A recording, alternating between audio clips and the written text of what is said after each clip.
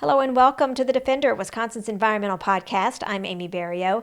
The Defender is powered by Clean Wisconsin, your environmental voice since 1970.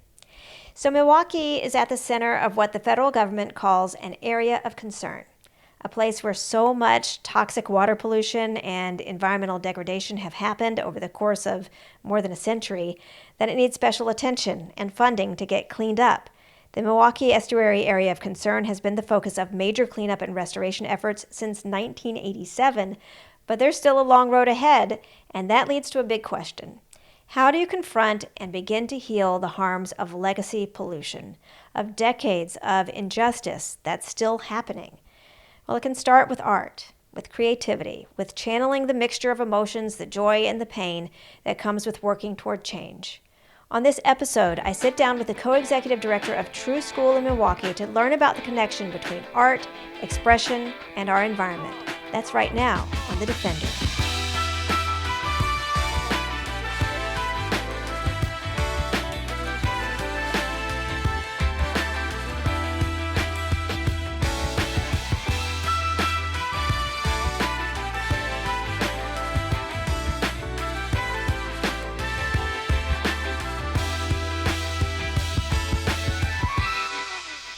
After almost 40 years, the Milwaukee Estuary Area of Concern restoration work has become about more than healing the land and the water. It's bigger than that.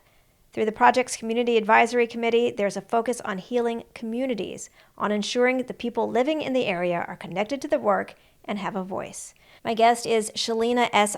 who serves on the Community Advisory Committee, or CAC for short, and is co-executive director of True Skool in Milwaukee, where we are right now, where art and music engage, empower, and educate youth, families, and communities. Shalina, thank you so much for taking the time to talk with me. I know you've got a busy schedule, so I appreciate it. Very busy schedule, but this is an important conversation, and it's my life. So thank you for asking me to be a guest on the show. So we're sitting here in True Skool. Tell me a little bit about what True Skool does and why it's important here in Milwaukee. Well, True Skool is Milwaukee's Center for Transformative Arts and Hip Hop Culture.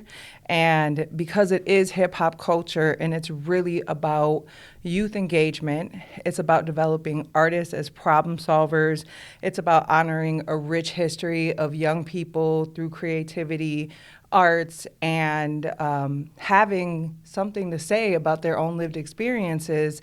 This allows an opportunity for them to have an opinion about environmental justice, about different social causes, about advocating for the kind of city and just life experience that they desire and, quite frankly, deserve.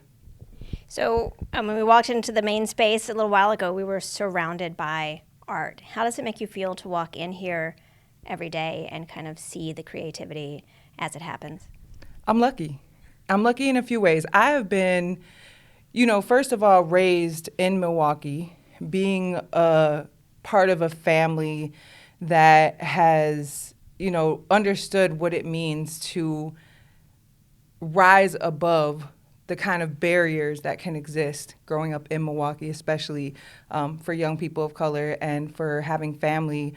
Both my parents are immigrants, and, to have a conversation about the environment or justice period and not acknowledge how race and color plays a role would just kind of be a dishonest conversation.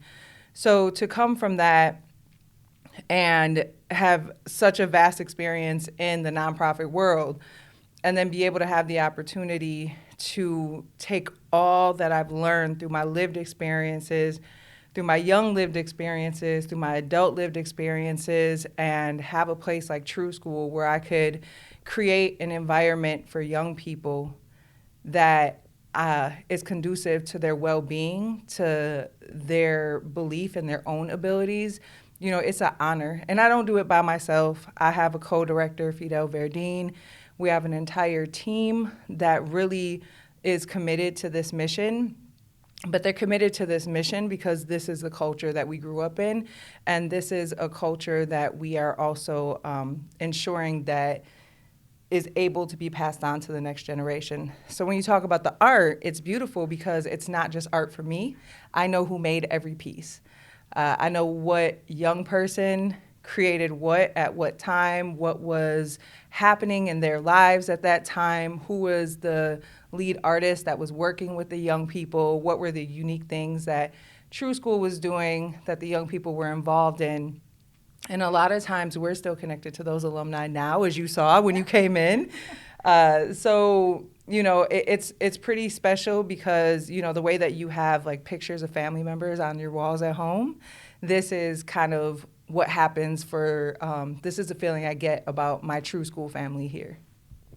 How did you, I guess, what was your journey to get here? Because we talk about these big issues, kind of overwhelming issues like environmental justice, like social justice, and then there's art, and this is kind of working at reinforcing those connections. How did you kind of wind up here doing this? Here is, what is here? I'm a mother. I'm an artist myself. I'm a business person. I have a desire to see young people be well and thrive because then they're going to become amazing adults who also recreate that nurturing environments for other young people. Me being here is a result of generations of what my family has gone through and what other people I care about have gone through. So, I don't know how to curate how I got here now, but I know I stand on the shoulders of some amazing people. And, one day I'll be an ancestor and somebody else is going to talk about what I did that got them to where they're at. So, yeah, I guess that's my answer. I think art is so much of an expression of happiness and joy, but also of pain and of struggle. Mm-hmm. What are some of the things that True Skool does in terms of kind of facilitating that expression and some of the projects that you're working on here? I think art expresses the truth. And the truth is complex. And the truth has emotion, but it also has, it holds a documentation of what's happening in a particular time.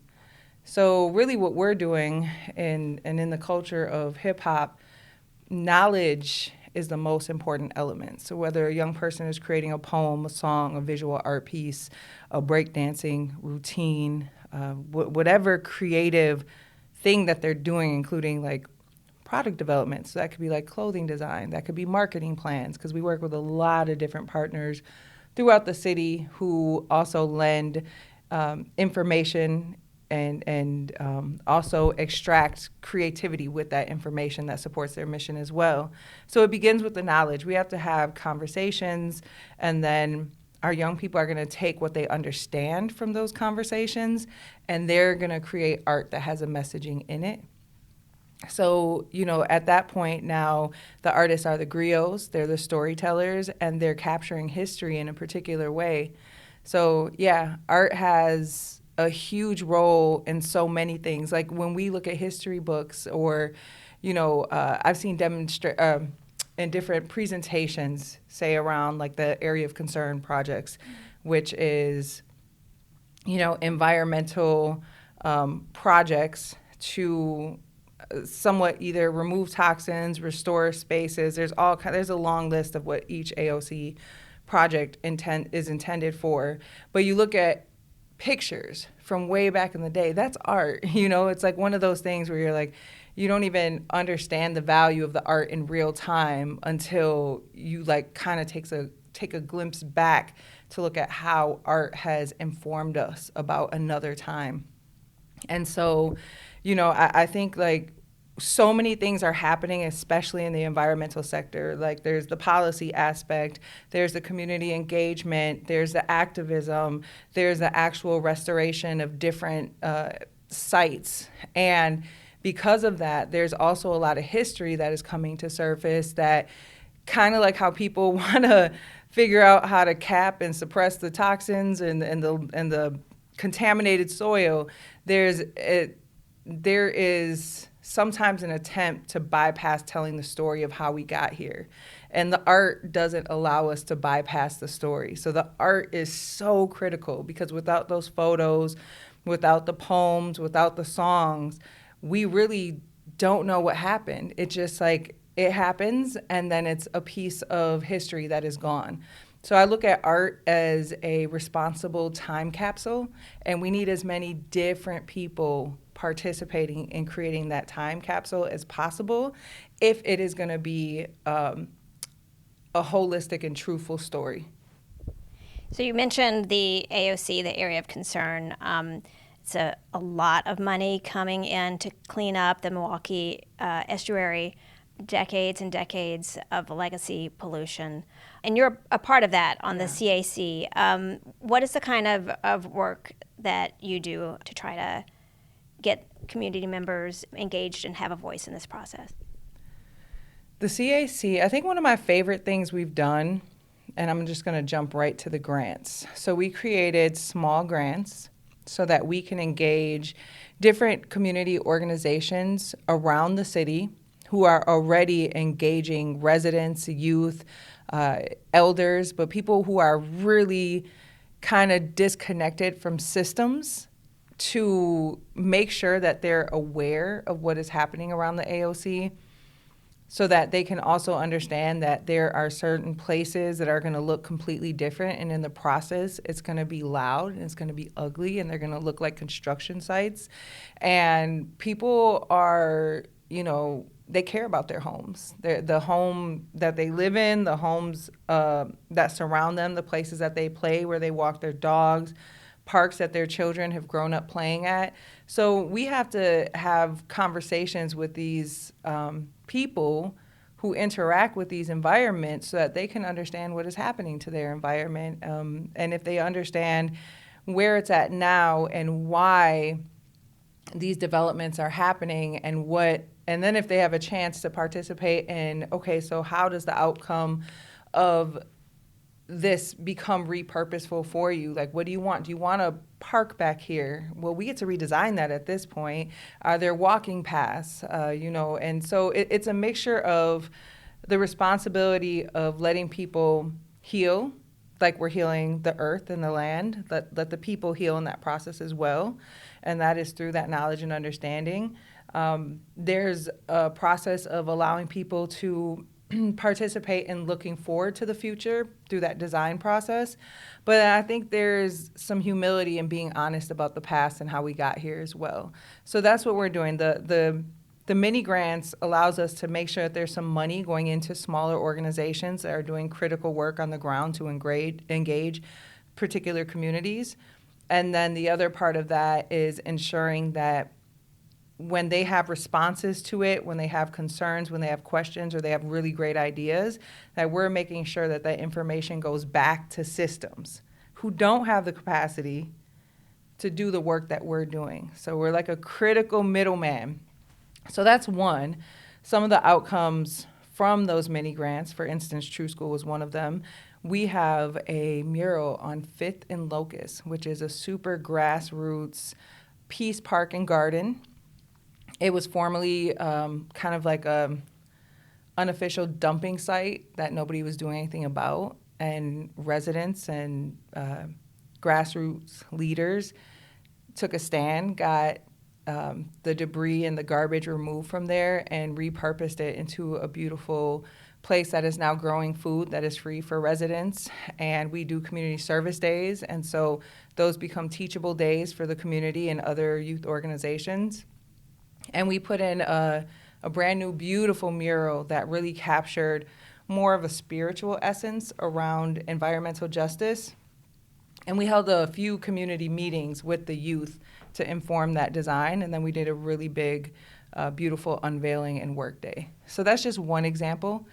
But, each organization has been able to come up with a unique approach to how they would like to inform their community, engage their community, and feel like it's a meaningful process that also aligns with their mission. And, it didn't always happen this way when you'd have these systems coming in. In fact, when the issues were first created by a lot of unwise building and engineering around the Milwaukee River estuary, there wasn't any community input. It was just like, we're going to do this way, and that's what it's going to be. How important is it that there's a recognition that, hey, community members need to know about what's going on and then be involved in their environment. Well, it was more than just a lack of community input. It was community harm. People were displaced. We had a healthy environment at one point that had an ecosystem that was purposeful to water, to the natural environment, and to the people. And so corporate greed is a real conversation that we have to be able to have. And I think this is part of what CAC literally is all about, is to say, let's stop using bubble words and words that kind of dance around the problem, and let's get right to the root, because that's the kind of energy we need to have real accountability as to how we're going to do this for the community and with the community, and rather to the community once again. And so, there's opportunities for jobs, and there's opportunities to redesign education, even for, like, through our public school system, that allows young people to be stewards of our environment, stewards of our land, and to determine if, like, blue-green industry is something that they actually want to pursue, with a clear process on how that can happen.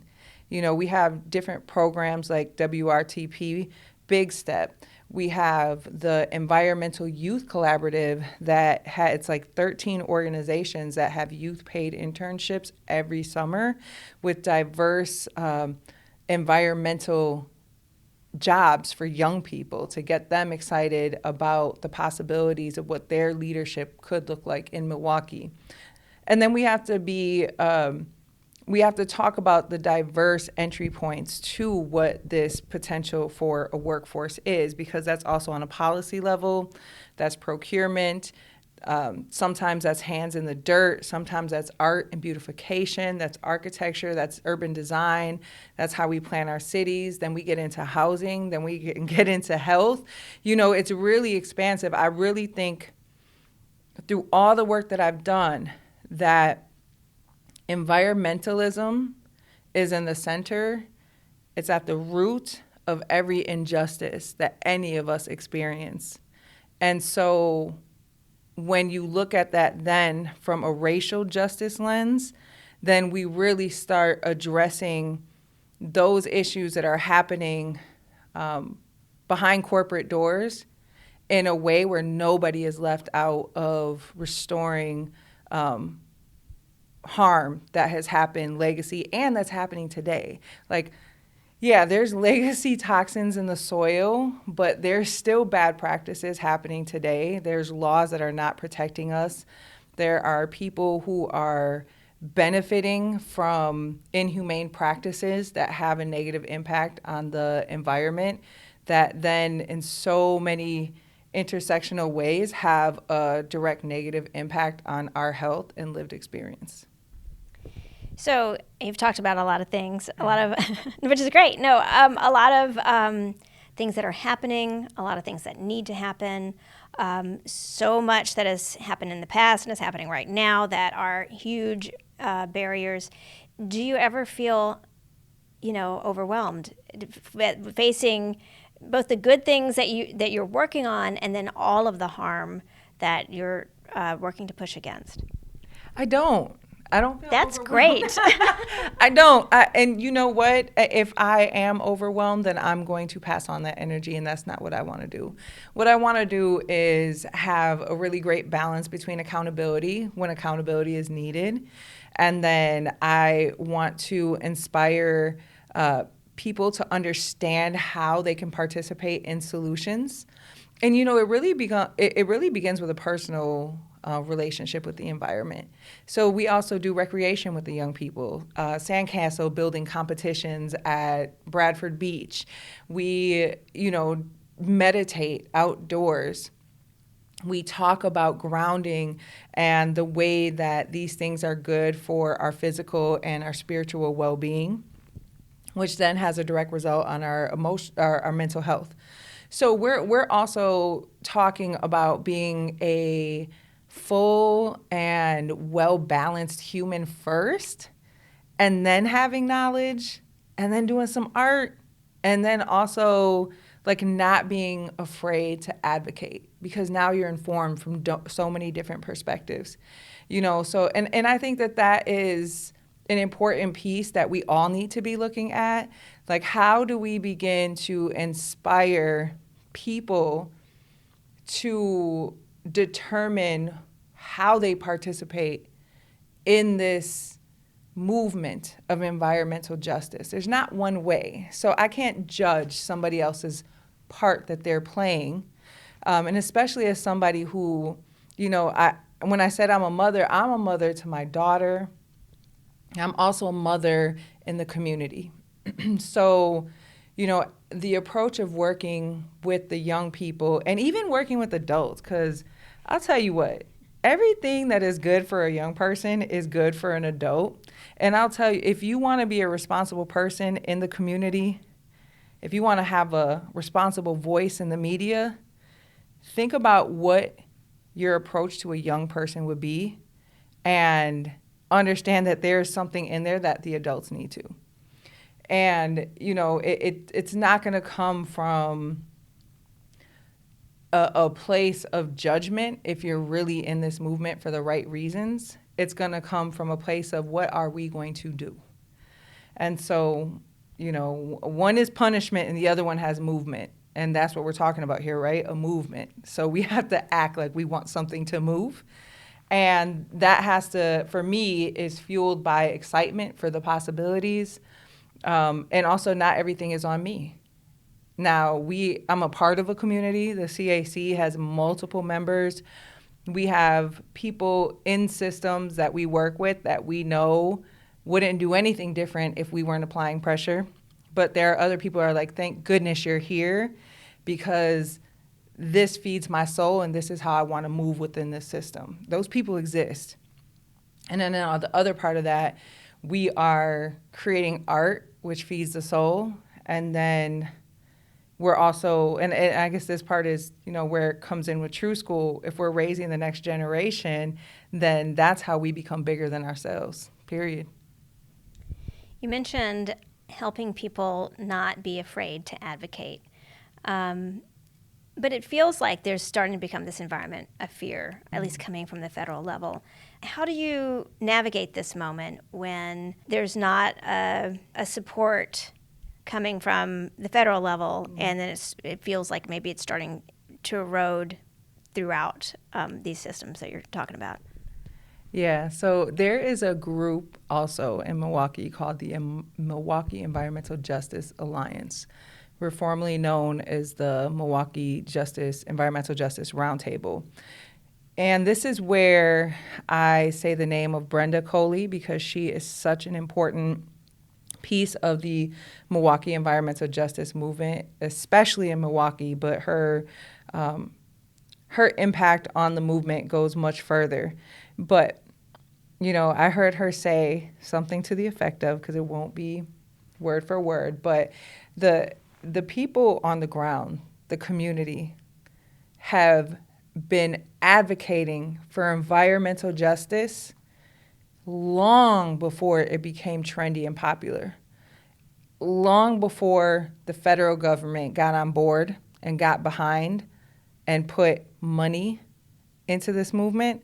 And so while they figure things out and get their shit together, we're going to keep doing what we've always been doing. So we'll wait for them to circle back around. It's all right. No problem. No stopping. We get creative. And again, artists are problem solvers. We are going to figure this out together. And we're going to take care of ourselves and each other in the process and remain fluid and remain flexible. And we're going to rise to the occasion no matter what happens.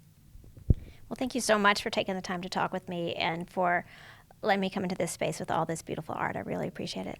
You are very welcome. I appreciate this conversation, and invite me back. Definitely. Thank you so much. And thank you for listening to The Defender. You can find a link to video of the Peace Park and Garden mural in the show notes. And information on True Skool's Summer Park Jam coming up on August 9th, featuring hip-hop legends EPMD, plus other live performances all day long, graffiti battles, dancing, interactive art walls, and so much more. Again, you can find more information on the show notes or head to cleanwisconsin.org and click on the podcast page. I'm Amy Barrilleaux. Talk to you later.